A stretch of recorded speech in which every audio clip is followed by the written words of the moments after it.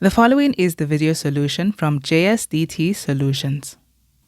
Question 10.1 says, a language survey was done with 45 grade 12 learners in Bombela Secondary School, and the aim of the study was to find out what language learners speak in their homes. The results of the survey are listed below. So, 22 speak Afrikaans, 24 speak English, 11 speak Siswati and Afrikaans, 5 speak all three languages, and 3 speak only Afrikaans. Then we have 38 learners speak at least one of the languages at home. This is going to be a very important point to note. And lastly, 18 speak Siswati. And then 10.1.1 says, determine the number of learners that do not speak any of the named languages at home. Okay, so if they don't speak any of the named languages at home, just see how they've actually helped us to find this with one of the points that they've mentioned here. So with this one, do you notice that they say 38 learners speak at least one of the languages at home? So you're going to have learners who speak more than one language, but in total, 38 learners speak at least one. So this would include people who just speak only one of the languages, or people who even speak both of the languages, and people who even speak all three of the languages. So that number 38 represents everything that is in a circle in the Venn diagram. So that means to find out the learners who do not speak, the learners outside of the circle, you take the total learners, which they told us there are 45 grade 12 learners. Okay, you take that total and then you subtract it by everybody in the circle, which is 38 learners. So we're just going to say 45 minus 38, and that's what's going to give us the learners who do not speak any of the listed languages. So this is 7. So this would be 7 learners, and that is our answer. Moving on to the next question. Question 10.1.2 says, if X learners speak English and Siswati, but not Afrikaans, draw a Venn diagram to represent the information. Okay, so we're going to have our Venn diagram, and we know that we have 3 languages. So we're going to have for English, Siswati, and Afrikaans. Okay, and now let's just pinpoint where that X is. They say, if X learners, okay, these learners speak English and Siswati, but not Afrikaans. So we're looking for the intersection of English and Siswati. Now, if we did that, it would be here, right? We would look at all of this. But then they say not Afrikaans. So you're going to have to exclude anything including Afrikaans. And then there we go. That's where it is. Okay, so we're going to put X down here. And now they want us to draw this Venn diagram. Okay, so let's look at the information and see how we're going to put this in. Okay, so I've pinned the information here. So let's look at that. They say 22 speak Afrikaans. 22 learners speak Afrikaans. Now, what they are referring to is the entire circle of Afrikaans. So we can't put that down yet because we don't even know what the intersections are. So with Venn diagrams, you always start with the intersections. So let's look at where they speak about things happening together. Okay, so here we have 11 learners speak Siswati and Afrikaans. So we're going to go to Siswati and Afrikaans, and that's over here. So you see, it's this entire shaded section. That would be everybody who speaks Afrikaans and Siswati. So what we're going to do is, because we don't have that intersection, that middle, we'll have to hold off on that and see, did they give us information about the middle? Well, they did. They told us that 5 speak all 3 languages. So that's what goes in the middle. Okay, 5 is here. And now that we know a total of 11 learners speak Siswati and Afrikaans, then we know that this must add up to 11. There's already 5 here. So what is left? It would be 6. So that's 5 plus 6, and that makes up the total of 11 learners they were referring to. Okay, now do you see how these intersections in Siswati is filled in already? X, 5, and 6.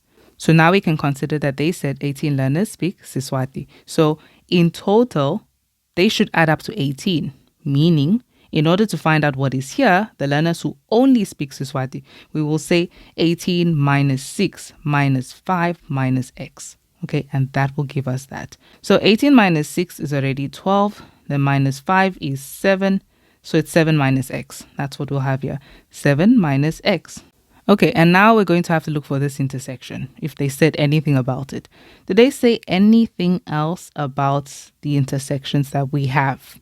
Okay, they don't really say anything about, two languages being spoken, but they do say that 3 learners speak only Afrikaans.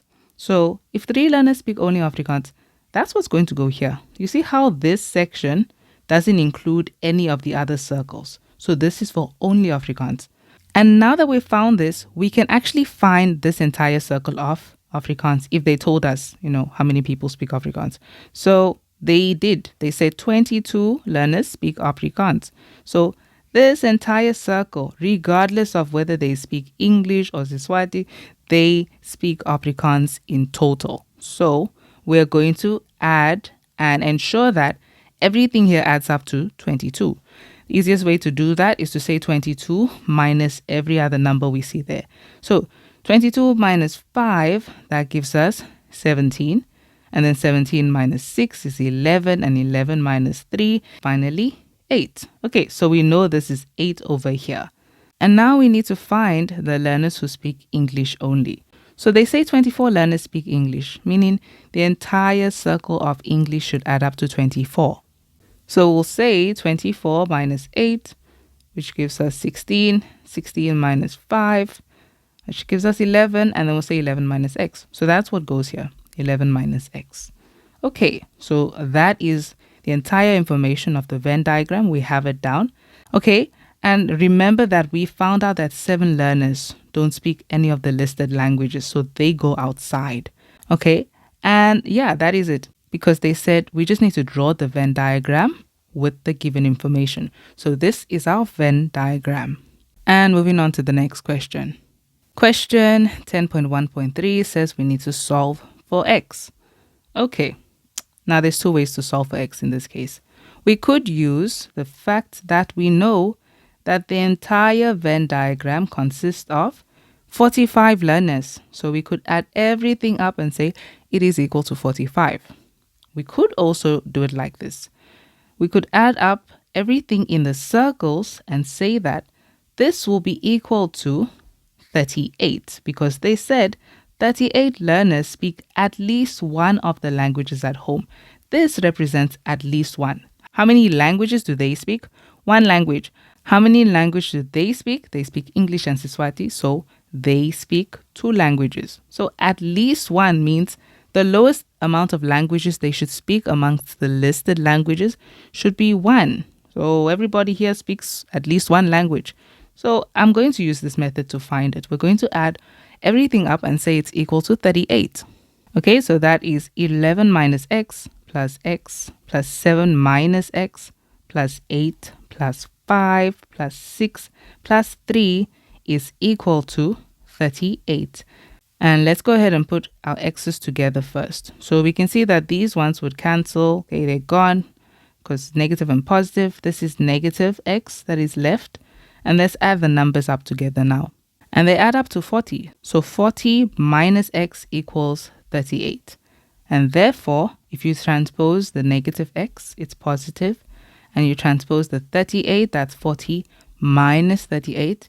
Therefore, x is finally equal to 2. And that is our answer.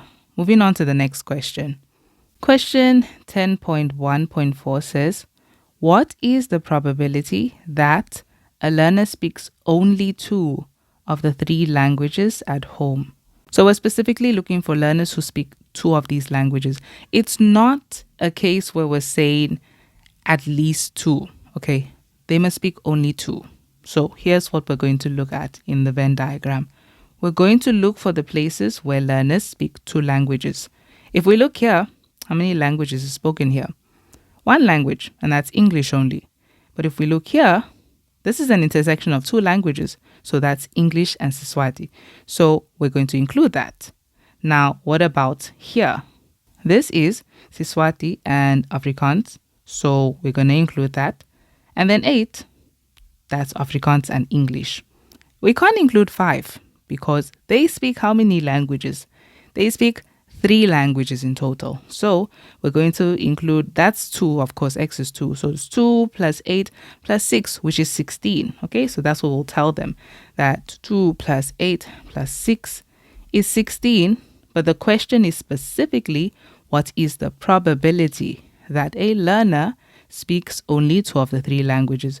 So we can say the probability that they speak 2 languages only is equal to 16 over the total learners. So 45 learners in total. Does that simplify? No, it doesn't simplify. 16 and 45 don't have anything in common. So that is our answer. Moving on to the next question. Okay, and now we're on 10.2. So that is the last question for the Venn diagram.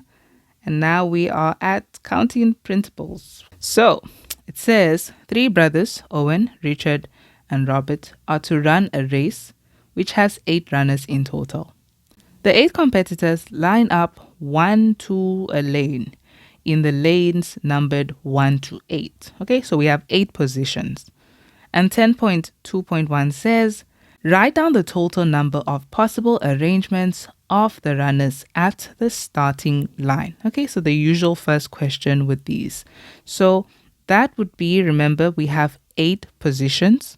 Okay, so 8 positions. And we're looking at like this. When the first athlete is placed down, so looking at the first athlete, this athlete would have 8 different positions that they could stand in. So here, 1, 2, 3, 4, 5, 6, 7, 8, right?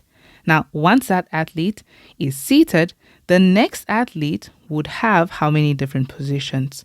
There are only 7 left. And then once that athlete is placed down, the next one will only have 6 positions, and then 5 and 4 and 3 and 2 and 1. So that ends up with 8 positions times 7 times 6 times 5 times 4 times 3 times 2 times 1, which is 8 factorial. So our answer will be 8 factorial, and we just need to find out what that is.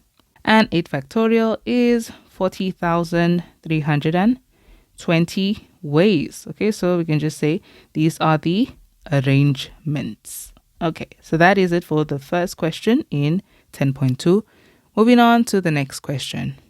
Then question 10.2.2 says, calculate the total number of arrangements in which the 3 brothers are all next to each other. Okay, so the 3 brothers must be next to each other.